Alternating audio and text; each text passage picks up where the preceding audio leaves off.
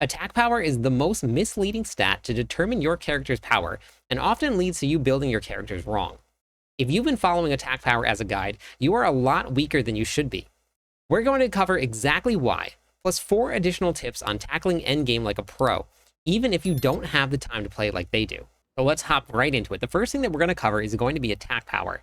Now, this stat right here is probably one of the most asked questions that I get.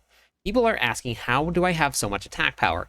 Now, sitting at 23,000 doesn't seem like a lot, but there are times where my character's attack power will get up into the millions. Now, why is that? And why doesn't yours match? And also, more importantly, why should you ignore this? Looking at the way that this stat works, this is an evaluation of your damage that you deal, based on your offensive stats scaled with your currently wielded weapon's damage and attack speed. So if you were to pull up your stats and sheets menu and you scroll down, you can see all of your offensive stats. These are also going to scale with your weapon, and this will give you your base attack power. Now you have to remember, your main stat is also going to give you skill damage. When you stack your main stat, depending on the class that you're on, you're going to get a certain percentage of that as a multiplicative damage increase. What we're going to do is I'm going to show you exactly why you shouldn't be watching your attack power. I'm running the Ring of Starless Sky, and I'm on the Whirlwind Summoner build. This is one of the strongest Barbarian builds that's out there. If you guys want to try it out, the planner will be in the description of this video. This Ring of Starless Sky increases my damage exponentially. It does a ton of extra damage. It has attack speed, critical strike chance, lucky hit, all very important for this build. On top of that, it does 50% increased multiplicative damage. And we're actually going to get to multiplicative versus additive in just a second. What this does, when I actually swap this out for something that I don't need, we're going to put on this ring here. This has Wrath of Berserker cooldown. I'm not using that. Has maximum life, some strength, some critical strike damage, and then damage while berserking. We're going to put this on, and if you watch my attack power actually goes up by quite a significant amount, about 10% increase in attack power. Now, you would think that that would give you more damage if you were just looking at this. That's not how this works. With this ring on, I'm going to do significantly less damage.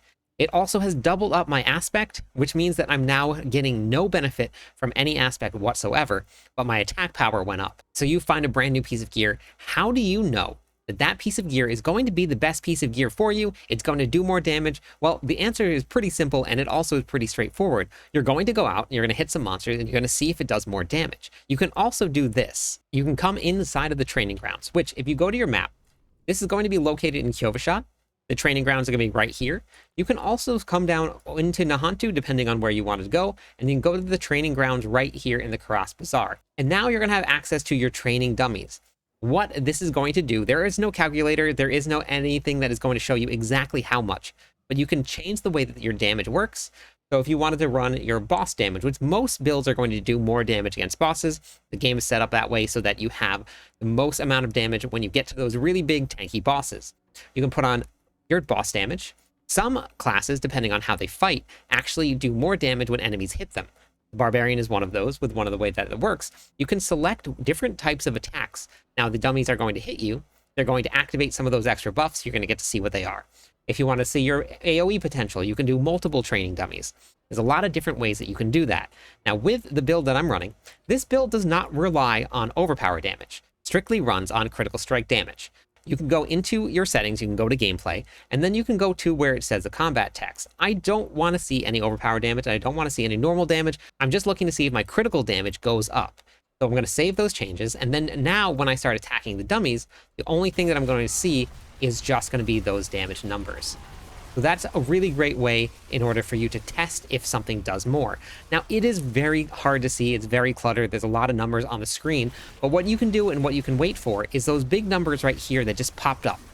If you see those go up, that's going to be the best way to do it. You don't have to stare at all of the little numbers that are going to be on there. Look for the big numbers that pop up and go off to the side. And if you see those increasing, you've gotten yourself a great weapon, you've gotten yourself a great piece of gear, and then you're going to run with that. Now, there are a couple different types of damage in this game. You have your regular normal damage, which is white. You're going to have your critical damage, which is going to be yellow. You're going to have your blue or orange damage, and that's going to be your overpowered. Blue means that you didn't crit, but you still overpowered. Orange means that you hit a critical strike and you overpowered at the same time. That's going to be your biggest damage numbers, depending on the build. Damage over time works a little bit differently. You can actually not critically strike with a damage over time ability, something like a bleed or something like a burning. They cannot critically strike. They're always going to show up in white numbers. So the second tip that we're going to be covering is going to be about critical strike damage.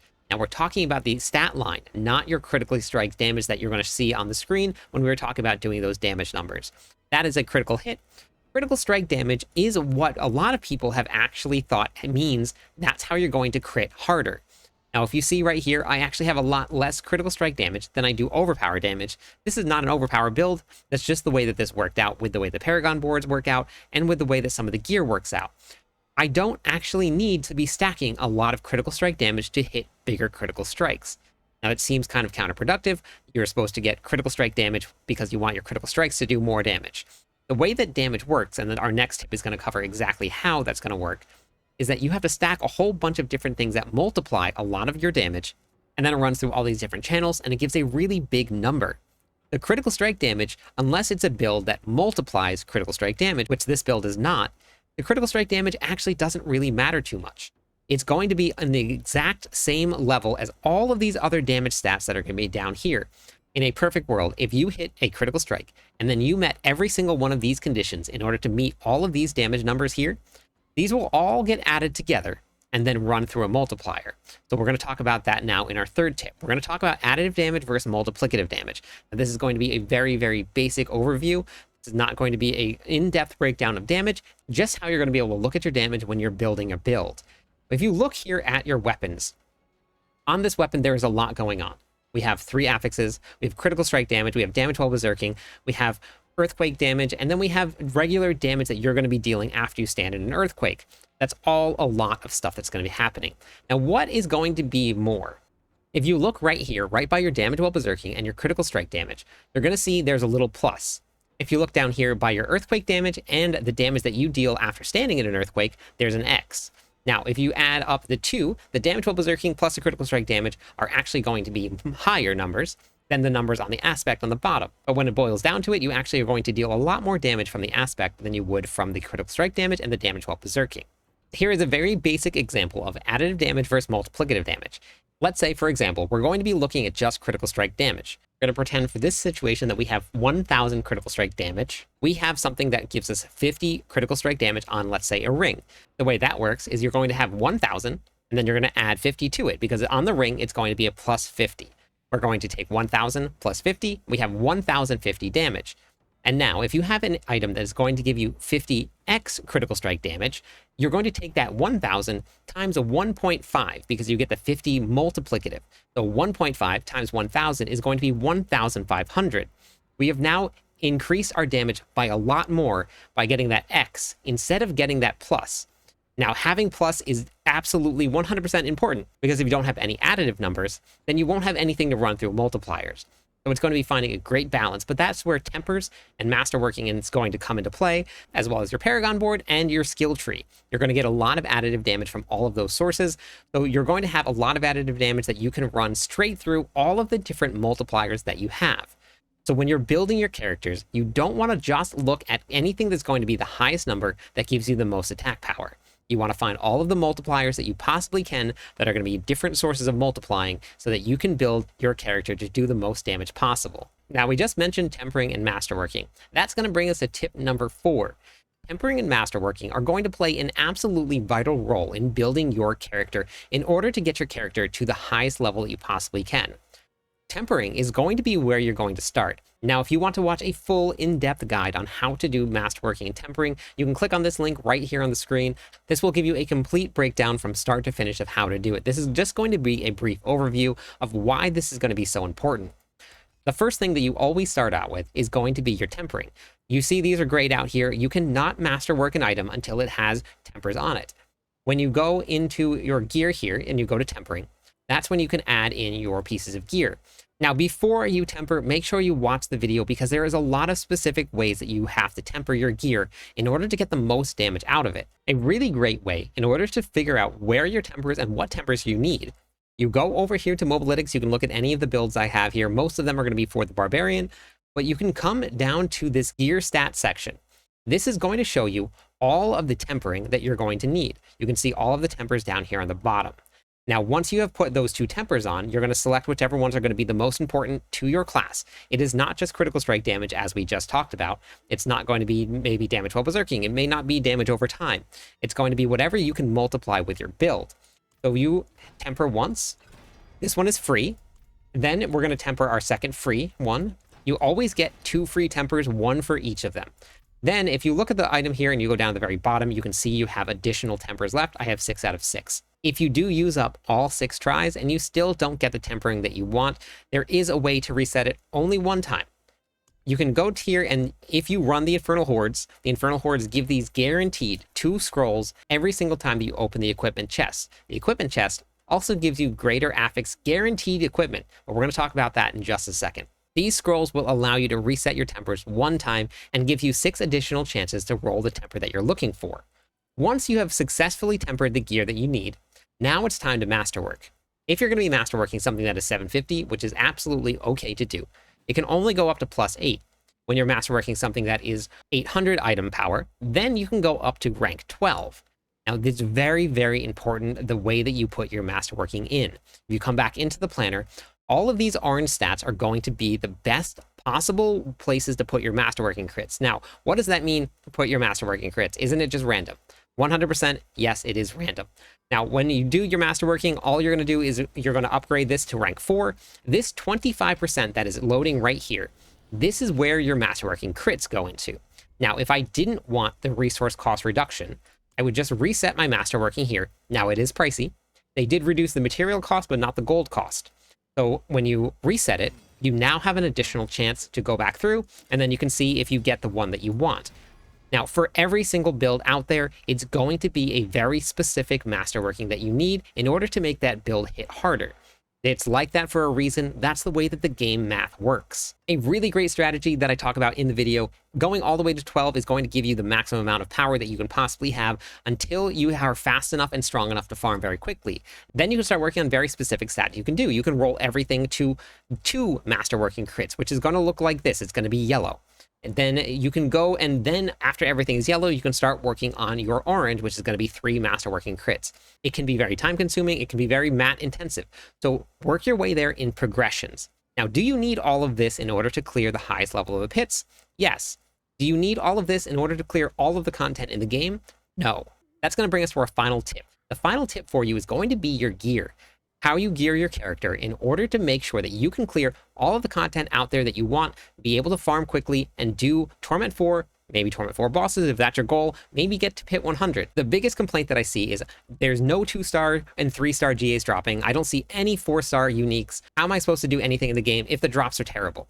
Well, you actually don't need any of that. If you look at the gear that I'm currently using, I only have single GA pieces of gear on almost every single piece of gear that I have. There is 1 piece of gear right here that I have 3 on. And then the third one here, I don't actually need. The damage numbers is not something that I need for this build, but it's just there because I haven't re-rolled my triple GA piece of gear. The most important part about this is going to be finding the way that you can get your masterworking crits, which we just talked about, into the right places, and that's going to give you way more damage than having all of the greater affix gear. Now, greater affix gear is absolutely important. The stat is 1.5 times what it normally would be. It's very, very strong. It does add a lot to your character. So how do you get greater affix gear? There is a lot of really great ways and guaranteed ways in order to get that gear. The first thing that we're going to talk about is the Infernal Hordes. Now, the Infernal Hordes has a chest at the very end that is going to give you guaranteed greater affix gear. It also, as we just talked about, drops your Scrolls of Restoration, which will allow you to reset the tempers. If you want, I have a video that gives you a breakdown of all of the best choices that you're going to be able to make when you're doing the Infernal Hordes. This will be the best way for you to get more ether, which means more gear and more opticite for masterworking. This will have a breakdown of everything that we have done and all of the testing that we did, and inside of this sheet, which you will have access to inside of the video and inside of the description of this video as well. Now, the next thing we're going to talk about is something you will need the expansion pack for. This is going to be the Undercity Cross. If you come right here to the Brazier, you're going to get your tributes, the Tribute of Radiance. This one will actually give you Ancestral Legendary Gear, guaranteed. Now, within 2 to 3 minutes, depending on your build, this is another way to get guaranteed ancestral pieces of gear. You have the Infernal Hordes and you have the Undercity. In Season 8, we actually have a really, really great way of getting guaranteed gear and material, which is really, really strong. It's probably one of the best ways in the game to get anything that you need for your character. Now, this does require you to be on the Seasonal Realm after you have completed your entire reputation board here. You continue to earn reputation and experience. you get the mystery greater archetype caches. When you take these caches, as you can see, it has a star next to it. Those stars are the same symbol as your greater affix gear. If you come over here and then we drop one of these caches open, this will give me guaranteed ancestral pieces of gear. It also gives you a great source of forgotten souls, which you're going to need in order to do your masterworking. I got 36 from that one chest. These chests are really, really valuable. The best way to farm reputation for them is going to be doing bosses. Any of the lair bosses will do. Belial on Torment 4 is going to give you the most, but whatever Torment tier you can do, that's going to be the best way to do it. Now, going back to the Undercity, you can also use the Undercity as a really great way to get your lair keys in order to do bosses. Each one of these keys is going to drop a lot of boss mats for you to continue to do. Then you can go back to your cache, and then you can get these archetype caches and get more ancestral gear. Now, like I said, I cleared pit 100 with having mostly a 1-star greater affix gear. I work a full-time job. I still cook dinner every night. We take care of the house. There's a lot going on, and I still find the pieces of gear that I want in order to get my build up to whatever I needed to do. My goal was pit 100. I hit that goal, and now I'm on to working on other builds that I find a lot of fun. You can play a meta build, level up your glyphs, and then you can find a build that is super fun to play, go slay some demons, and kill a bunch of stuff. Now, as a little bonus tip, you don't have to have the perfect greater affix piece of gear. You just have to have one of the 3 that you need. Any of them will work, and that will help get you there. Know your stats, know what you're looking for, but work towards getting those until you find that piece of gear. As long as you have 2 out of 3, you can come over to the enchanter, you can come here and you can put in the piece of gear that you want. If you click on this little button here, this will be how to view possible affixes. Now, if you're playing on a controller, when you activate your controller, if you look here along the bottom, this is where you'll see view possible affixes. So that will allow you to see what you can possibly roll in order to know that, okay, I needed this stat, it's going to be on here, and I can roll that. You can then re-roll the piece of gear in order to get your 3 out of 3 stats that you need. As a great example here, I had rolled into my masterworking crit here, the resource cost reduction. If I choose this and then I re-roll it, now I have a list of different items that I can go. What's cool about this is it keeps the masterworking crit there, and I now have an increase to Fury on kill. Season 9 is just around the corner, and I'm super excited to get in. I've been doing a lot of PTR testing. We've submitted a lot of great feedback. At the start of every single season, I assign random groups to a whole bunch of people. They all get to go out and explore all of the new content together, share gear, and have a great experience. Now, that is all run through Discord, which the link is at the top of the description of this video. If you want to get into the clan before it starts, now we do treat Discord as clan, so if you're in Discord, you're part of it, but we get in and we'll have the signups starting very, very soon. You'll get placed into a group, and let me tell you, it is the best time of the season. So don't miss out on the opportunity. Hop into Discord with us. It is going to be a blast. Whether you are an experienced player or you're brand new to the game, we have something for you in Discord. If you found this video helpful, make sure you share it with your friends. Thank you everybody for watching. I'm live every night. I'd love it if you stopped by, said hi, theory crafted with me. Catch you on the clip side.